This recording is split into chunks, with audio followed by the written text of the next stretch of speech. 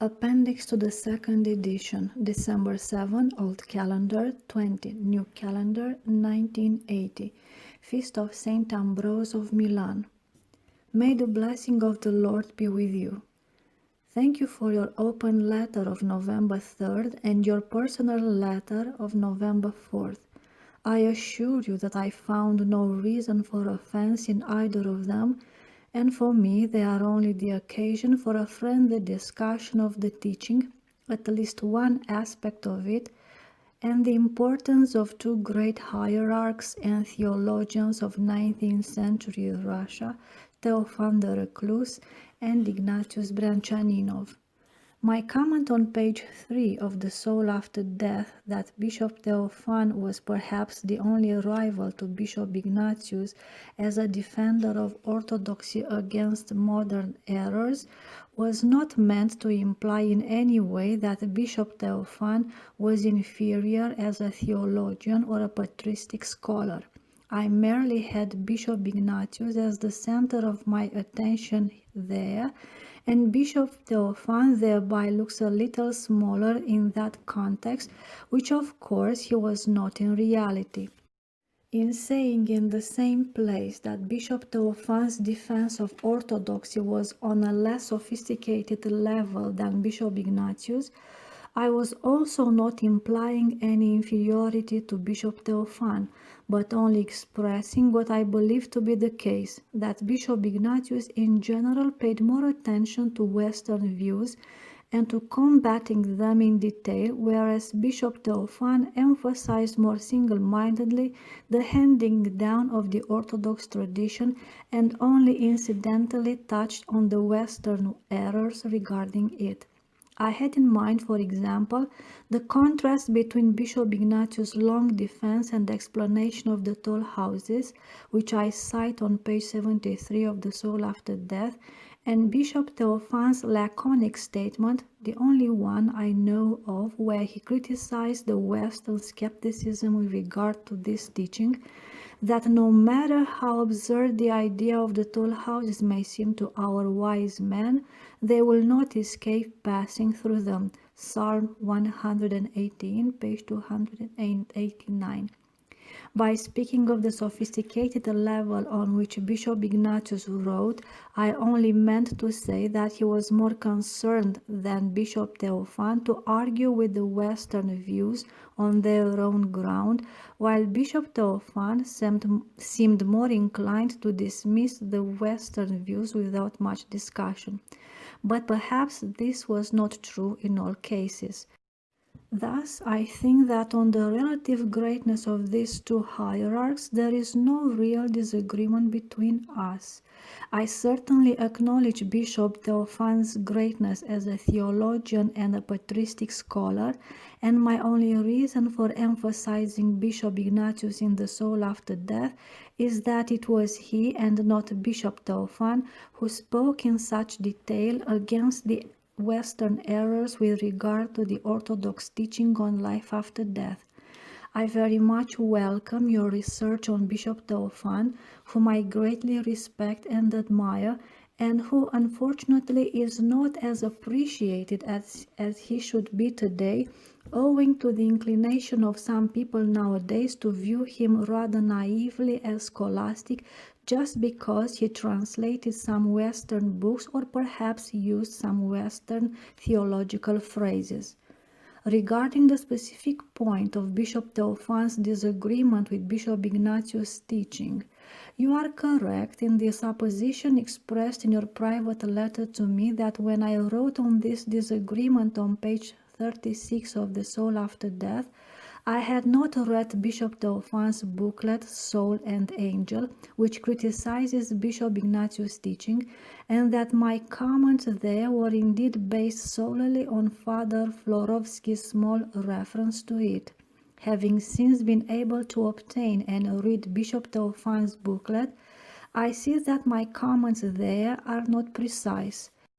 You are of course correct that there was no dispute between the two, but only Bishop Theophan's disagreement expressed after the death of Bishop Ignatius. The point of disagreement was also not expressed precisely, as I will discuss below. The main question you raise, however, is whether indeed this disagreement was a minor one, as I have stated. This question I would like to address here briefly. Perhaps this question is only a semantic one based on a difference of perspective in viewing the disagreement between these two theologians. Anyone reading Bishop Theophan's Soul and Angel, with its 200 albeit small pages criticizing Bishop Ignatius' teaching, and seeing the emphasis with which Bishop Theophan accused what he regarded as Bishop Ignatius' error, might be inclined to call the disagreement a major one. But in looking at the whole context of Bishop Ignatius' teaching on life after death, I still cannot help seeing this disagreement as a minor one for the following reasons. 1. Bishop Theophan, in the whole course of his criticism in Soul and Angel, accuses only one and the same error, or supposed error, of Bishop Ignatius, the idea that the soul and angels are bodily and only bodily in nature. Bishop Theophan himself writes, "If the new teaching had only said that angels have bodies, one would not have needed to argue with it. For in this case, the chief dominating side in angels would still be a rationally free spirit. But when it is said that an angel is a body, one must deny in it rational freedom and consciousness, for these qualities cannot belong to a body." Soul and Angel, 2nd edition, Moscow, 1902, page 103. If Bishop Ignatius had indeed held such an opinion, with all the emphasis and consequences which Bishop Theophan ascribes to it, it would surely have been a serious error on his part. But even so, it would not have directly affected the rest of his teaching on life after death. Angels and souls would still act in the same way and in the same places, whether they are bodies or have bodies, or even assume bodies, as Bishop Theophan himself seems more inclined to believe. Bishop Theophan's criticism thus does not at all affect the whole system of Bishop Ignatius' teaching, but only one technical aspect of it. And even here, their agreement is greater than their disagreement. Both agree that there is a bodily aspect to the activities of angels, whether in this world or in the other world, and that therefore the account of their activities in the lives of saints and other orthodox sources are to be accepted as true accounts and not as metaphors or fantasies, as Western critics believe. Therefore, in the whole context of Bishop Ignatius and Bishop Theophan's teaching on life after death, I cannot but see this disagreement as minor. 2.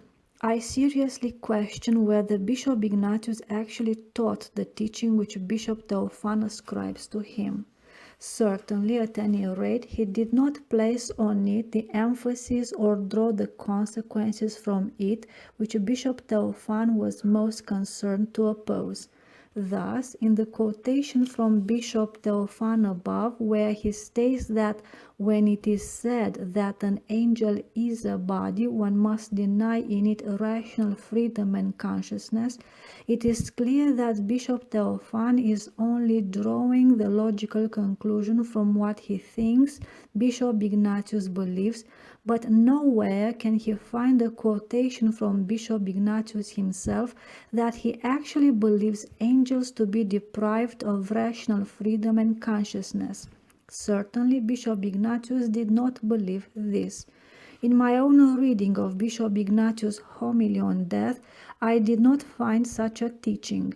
I have not read his supplement to this work, but I am sure that there will not be found the whole emphasis and consequences of that teaching which Bishop Theophan accuses. Without entering into the full details of the disagreement between them, which might be a major study in itself and would have, I think, no particular value for Orthodox theology or the Orthodox teaching on life after death, I suspect that the error on Bishop Ignatius' part was not in holding the precise teaching which Bishop Theophan criticizes, but perhaps in overemphasizing the bodily side of the angelic nature and activity, rather easy to do in combating the overly spiritual emphasis of Western teachers, to the extent that he may sometimes have seemed to be saying that angels and souls are bodies, rather than, as I think he actually meant to say, that angels and souls have ethereal bodies, or that the bodily aspect is part of their nature. As Bishop Theophan has said, there would be no argument between them if such was indeed his teaching, for he regarded this, for example in Soul and Angel, page 139, as a permissible opinion on this complex question which has not been dogmatically defined by the Church. All the more then, if Bishop Theophan was even slightly mistaken as to the emphasis of Bishop Ignatius' teaching, should this disagreement be regarded as minor in my opinion. 3. Bishop Theophan was once specifically asked whether in the teaching of Bishop Ignatius he had found any other error apart from the supposed teaching of the materiality of the soul. He replied, "No. In Bishop Ignatius there is only this error, his opinion on the nature of the soul and angels, that they are material. In all that I have read in his books, I have noticed nothing unorthodox. What I have read is good." Letter of December 15, 1893, in the Russian monk Pochayev Monastery, number 17, September 1912. Thus, in the context of the whole Orthodox teaching of Bishops Ignatius and Theophan, this disagreement is truly a minor one. Now to pass to a final point concerning the aerial toll houses encountered by the soul after death.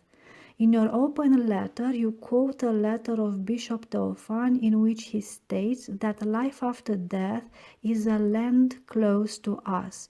What happens there is not defined with precision.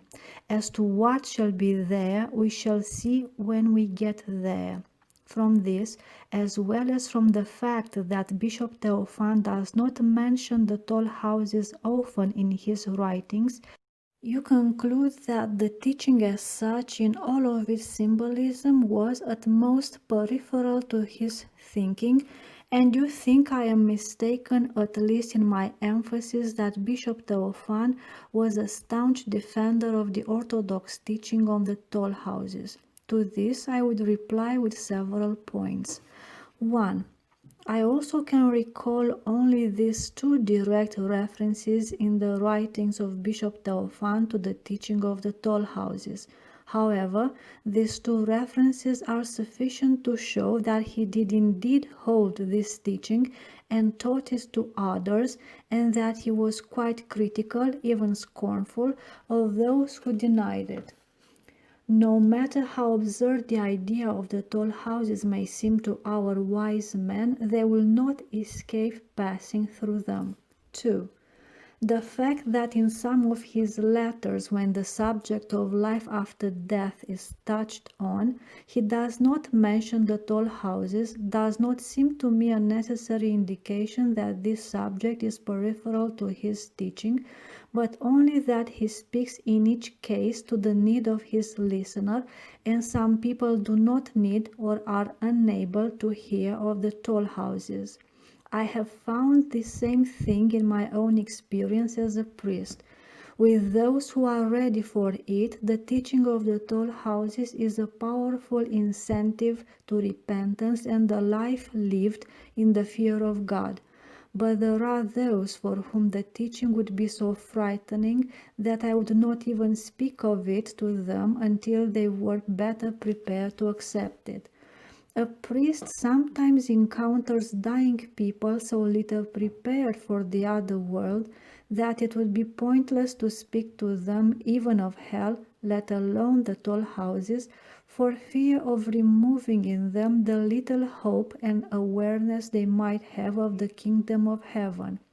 But this does not mean that hell has no part in the teaching of such a priest, or that he would not defend its reality decisively if it were attacked.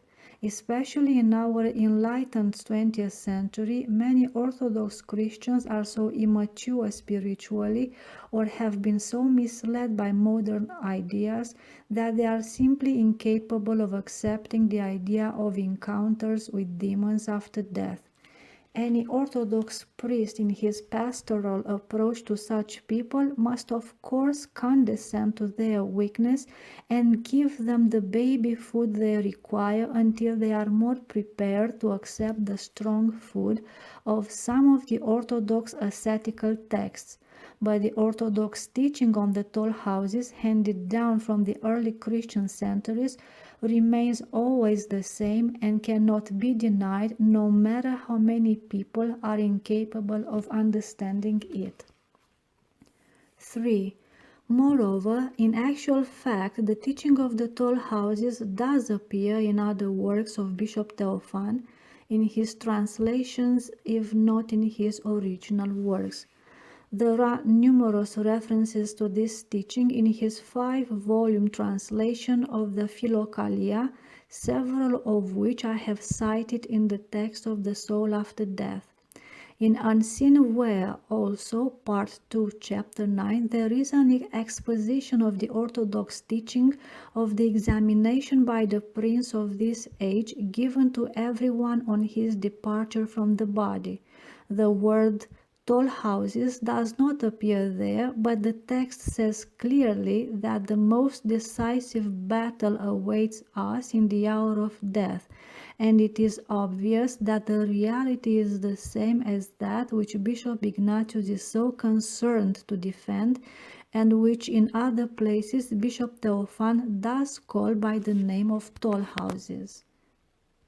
4. The text of Bishop Theophan's Soul and Angel contains not one word critical of Bishop Ignatius' teaching on the toll houses.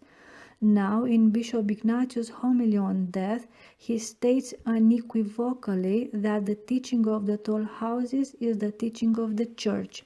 Volume 3 of his works, page 138, and goes on to justify this statement in great detail. And Bishop Theophan, in his criticism of Bishop Ignatius' teaching, states that in the present article the new teaching of the above-mentioned brochures, Homily on Death and the supplement to it, is examined in full detail without leaving uncensored a single thought in them which should be censored. Soul and Angel, page 4. It is quite clear then, since Bishop Theophan found nothing whatever to censure in Bishop Ignatius' ideas on the toll houses, that he is in full agreement with Bishop Ignatius that the teaching of the toll houses is the teaching of the Church. 5. In the very text of Soul and Angel, Bishop Theophan sets forth the conditions of the soul after its departure from the body in terms identical to those of Bishop Ignatius' exposition. These are precisely the conditions required for the occurrence of the encounter of the soul with demons at the toll houses, so this quote, even though it does not directly mention the toll houses, may be taken as an indication of Bishop Theophan's agreement with Bishop Ignatius on the nature of after-death reality, his sole difference with Bishop Ignatius being on the question whether the nature of angels is only body, which, as I stated above, I do not believe Bishop Ignatius actually taught. Here is the quote from Bishop Theophan. The soul, after its departure from the body, enters into the realm of spirits, where both it and the spirits are active in the same forms as are visible on earth among men. They see each other, they speak, travel, argue, act. The difference is only that there the realm is an ethereal one of subtle matter, and in them therefore everything is subtly material and ethereal. What is the direct conclusion from this? That in the world of spirits, the outward form of being and of mutual relations is the same as among men on earth, but this fact does not speak of the bodiliness of the nature of angels or say that their essence is only body. Soul and Angel, pages 88 to 89. 6. You do not disagree with me on the main point that Bishop Theophan, like Bishop Ignatius, did hold the orthodox teaching of the toll houses. Your only disagreement with me is on the emphasis the two teachers placed on it. Bishop Ignatius spoke of it more, Bishop Theophan less. I think there is a very simple explanation for this seeming difference of emphasis. It was Bishop Ignatius who felt it was necessary to write a whole treatise on the subject of life after death, where the subject of the toll houses, being an important part of the orthodox teaching, of necessity occupies a conspicuous place, while Bishop Theophan, not having written such a treatise, mentions this subject only in passing. I would imagine, without looking through all his works to verify it, that in his other writings Bishop Ignatius mentions the toll houses no more often than Bishop Theophan. The few references in Bishop Theophan's writings, however, do indicate that he held the teaching as firmly as Bishop Ignatius. The difference between them then, I would say, is not what they believed or even in the force with which they expressed their belief, but in the point I mentioned at the beginning of this letter, that Bishop Ignatius was more concerned than Bishop Theophan to do close battle with the rationalistic views of the West, while Bishop Theophan handed down the Orthodox tradition with less attention to fighting specific Western errors regarding it. In view of all this, I believe that my statement in the preface of The Soul After Death that Bishop Theophan taught the same teaching as Bishop Ignatius is justified. In view of the whole Orthodox teaching on life after death which they had in common, the difference between them on the one point of the bodiliness of the nature of the soul and angels, a difference caused, I believe, more by the polemical overemphasis of Bishop Ignatius on the bodies of angels than by his actually holding the teaching ascribed to him by Bishop Theophan, is indeed minor. With regard to the points of the teaching on life after death set forth in The Soul After Death, since I did not defend or even mention Bishop Ignatius' supposed teaching that souls and angels are only bodies, their points of agreement are close to complete. The agreement of their teaching on life after death is all the more striking when one compares it with the views of the rationalistic critics of the West who, even up to our day, deny not only the reality of the toll houses but also the whole after-death reality which Bishop Theophan and Ignatius described in virtually identical terms, the efficacy of prayers for the dead, and so forth. Against such false views, the united witness of Bishop Theophan and Ignatius to the orthodox teaching handed down from antiquity is indeed impressive. I should be very interested in hearing further of your research on Bishop Theophan, for whom, as I have said, I have the greatest respect. Will you be publishing an article or book on him or any translation of his works? I myself have translated the first part of The Path to Salvation, which is now appearing serially in the newspaper Orthodox America. With love in Christ, unworthy higher monk Seraphim. P.S. I do not know how open your letter to me was or to whom it was sent. I am sending copies of my reply only to a few people who are closely interested in this subject. About the author. Father Seraphim was born Eugene Denis Rose on August 13, 1934 in San Diego, California. His father Frank was of Dutch and French ancestry, while his mother Esther's family was from Norway. Esther was a Protestant, and Frank, although he had grown up as a Roman Catholic, became a Protestant for the sake of his wife. Frank worked at several occupations, owning a candy store for a while, then working for General Motors, and finally taking a job as a janitor at a sports stadium. Eugene graduated from San Diego High School in 1952 at the top of his class.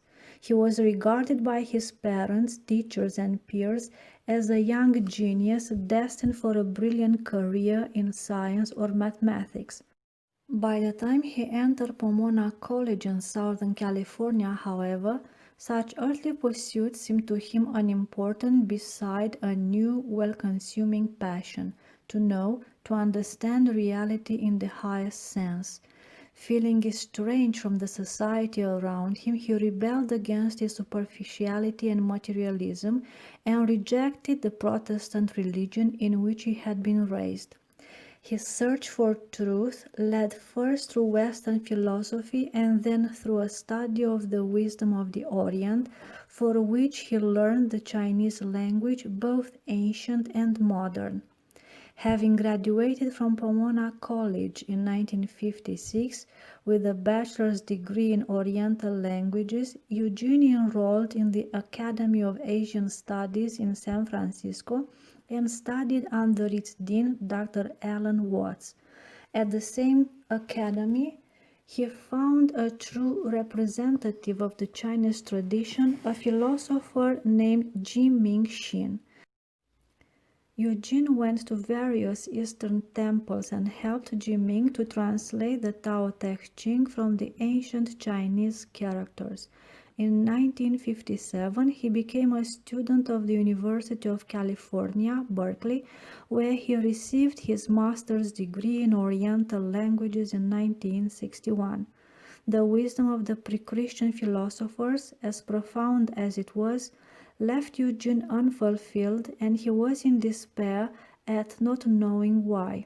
From Ji-Ming and also from the writings of the French metaphysician René Guénon, he had learned the value of adhering to the traditional orthodox form of a religion, whatever that religion might be. Unable to find the end of his search in the traditional Eastern religions he had already experienced, he went one day to see the orthodox Eastern form of the religion he had known as a child, Christianity. Describing this moment many years later, he wrote, "For years in my studies, I was satisfied with being above all traditions, but somehow faithful to them.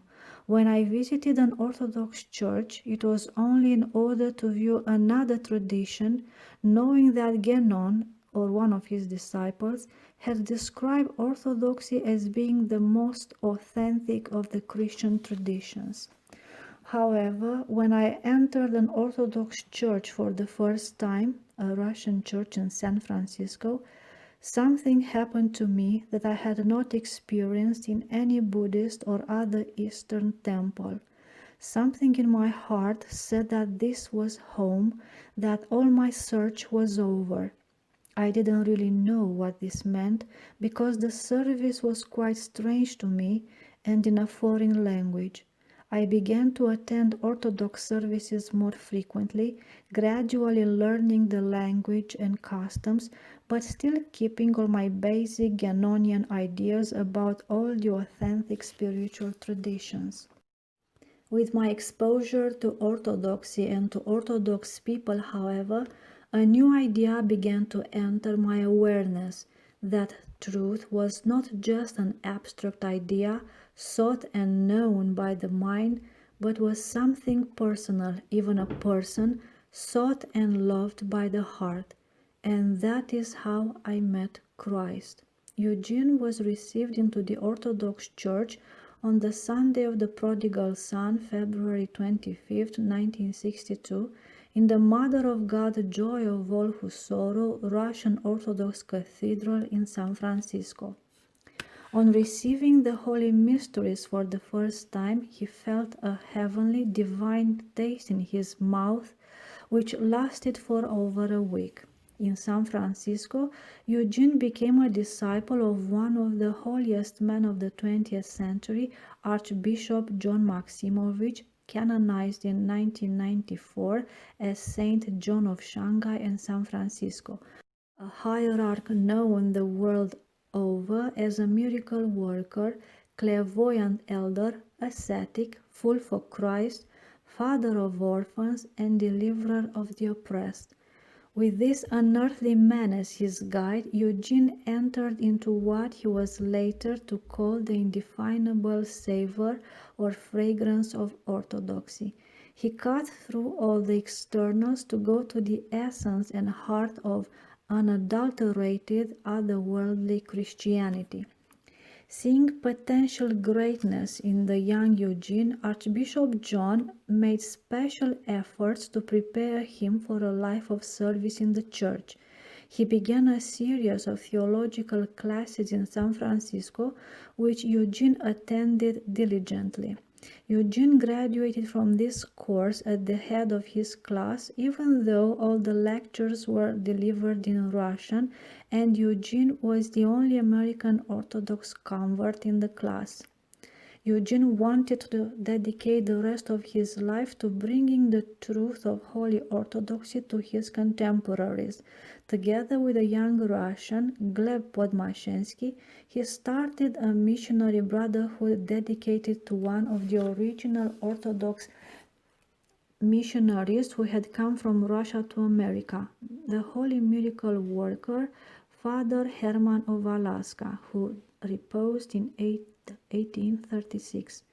In 1964, the brothers opened an Orthodox bookstore in San Francisco and began to publish a magazine, The Orthodox World, printing each issue on a simple letterpress.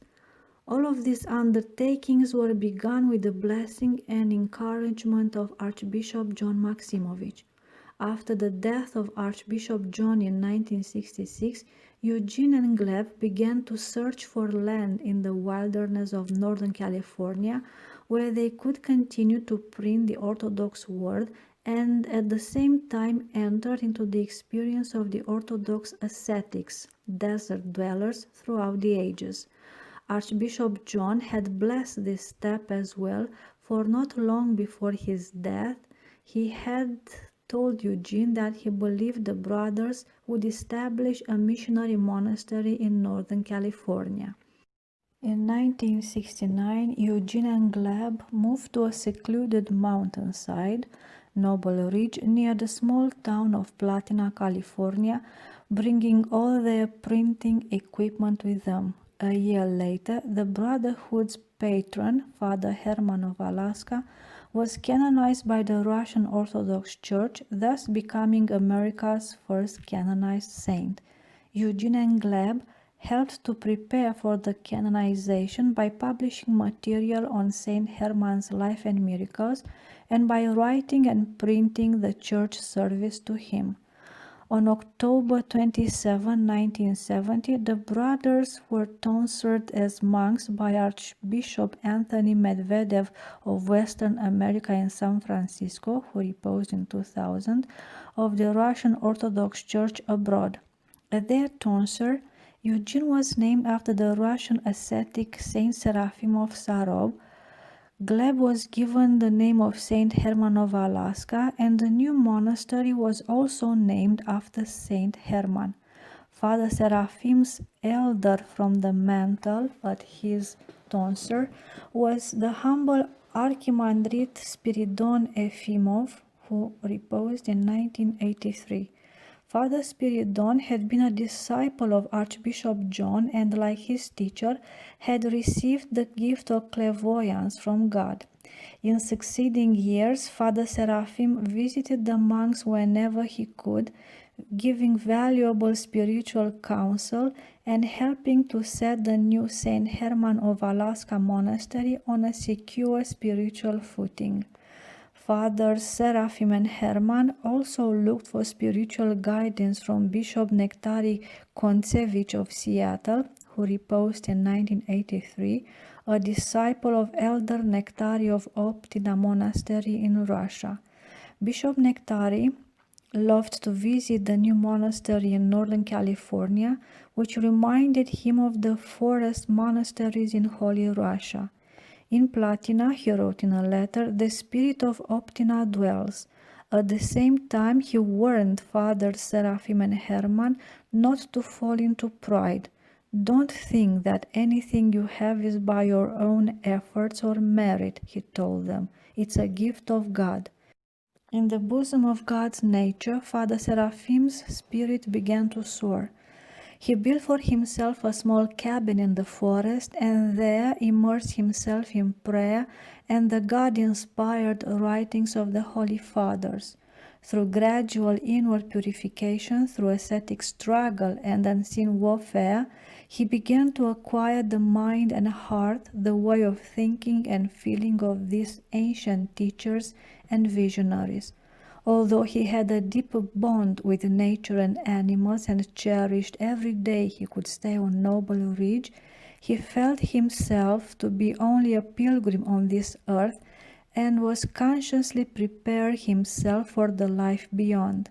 Several miraculous instances were witnessed of how he received guidance and help from the other world, especially from his reposed spiritual father, Archbishop John. From his mountain refuge, Father Seraphim produced a torrent of books and magazines which served to place traditional wisdom in a modern context. He wrote, translated, typed, printed, and sent them out all over the world, where their full significance would be seen only after his death. Never idle for a moment, he was driven to make the fullness of truth available to rootless, fragmented modern men before it was too late. Foreseeing apocalyptic times ahead, he would say, "It's later than you think. Hasten, therefore, to do the work of God." Father Seraphim was ordained a deacon on January 2nd, 1977, and he was ordained to the priesthood on the Sunday of the Myrrh-bearing Women, April 24th, 1977. Both ordinations were performed by the aforementioned Bishop Nektari of Seattle. In spite of Father Seraphim's love for wilderness solitude and his retiring philosophical disposition, his last years were spent in ever-increasing pastoral activity. He was deeply loved by his spiritual children for his simple wisdom and his ability to understand human suffering. Some were surprised to find that this man, who was so uncompromising when it came to writing about spiritual deceptions which could lead people astray, was at the same time so compassionate when it came to dealing with the individual fallen person. A brief and sudden illness took Father Seraphim from this earth on September 2nd, 1982. He was only 48 years old. His last days were filled with intense prayer as people gathered from far and wide to be at his bedside in the hospital. Unable to speak behind a respirator mask, he looked to heaven and prayed with tears as he prepared his soul for the future life. In his coffin in the humble monastery church, Father Seraphim's face took on an expression of unearthly tranquility, testifying to the peace he had found with God. He was so radiant, literally golden, that children could hardly be drawn away from his coffin. The mystery of death and the life beyond, which he had pondered for most of his intellectual life, was now mystery to him no more. Miracles began to be recorded of his help from the other world to his spiritual children. During Father Seraphim's lifetime, his books were known to a relatively small number of people in English-speaking countries. In the 2 decades following his death, however, his writings have had a worldwide impact, translated into many languages: Russian, Greek, Serbian, Romanian, Bulgarian, Georgian, French, Latvian, Polish, Italian, and Malayalam, South Indian.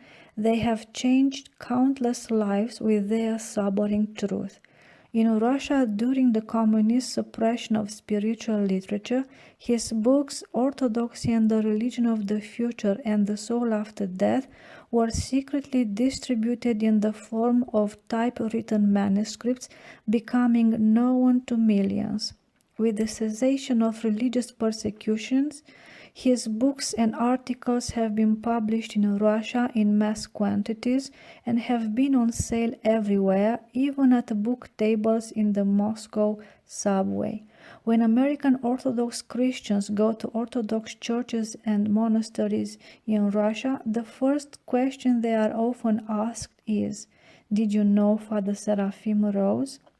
Besides the 2 books just mentioned, Father Seraphim's published works include God's Revelation to the Human Heart, Heavenly Realm, Genesis, Creation and Early Man, Nihilism, and the Place of Blessed Augustine in the Orthodox Church. All of these books were published by the Saint Herman Brotherhood after Father Seraphim's repose, along with the 1,000-page biography, Father Seraphim Rose, His Life and Works. The Brotherhood is currently preparing for publication other books by Father Seraphim, including his collected lectures and his long-awaited Orthodox Survival Course. Today, Orthodox Christians in Russia and other Orthodox countries of Eastern Europe see this American from Southern California, Father Seraphim, as pivotal to the restoration of traditional spiritual principles in their ravaged homelands. He is a light of hope in the face of their uncertain future.